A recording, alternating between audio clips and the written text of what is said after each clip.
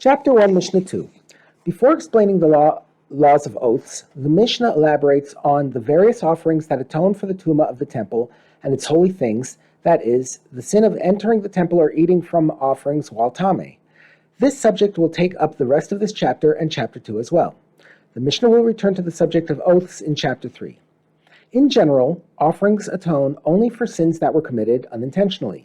The sin of eating from an offering or entering the temple while tameh is no different. It can be atoned for by an offering only if it was done unintentionally. There are 4 ways in which this sin can happen unintentionally. A person knew that he was tameh, forgot and committed the sin, and then he became aware afterwards that he had been tameh when he committed the sin. B, he knew that he was tameh, forgot and committed the sin, and then did not become aware afterward that he had been tameh. C, he never knew that he was tameh until after he committed the sin. D, he never knew that he was tameh and never found out afterwards either. The next several Mishnahs explain which offerings, personal or communal, atone for each of these situations.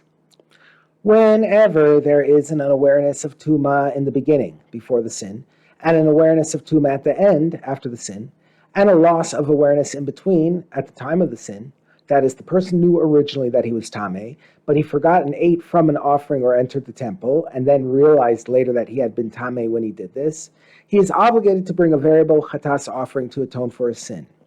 The second situation, if there is an awareness of tumah in the beginning, before the sin, but there is no awareness at the end, after the sin, that is, he knew originally that he was tameh, but he forgot about it at the time of the sin, and he has not become aware of it afterwards, the he-goat of Yom Kippur, whose service is performed inside the sanctuary, together with the day of Yom Kippur itself, suspend his punishment until it becomes known to him that he has sinned and he can bring the variable chatas offering for a proper atonement.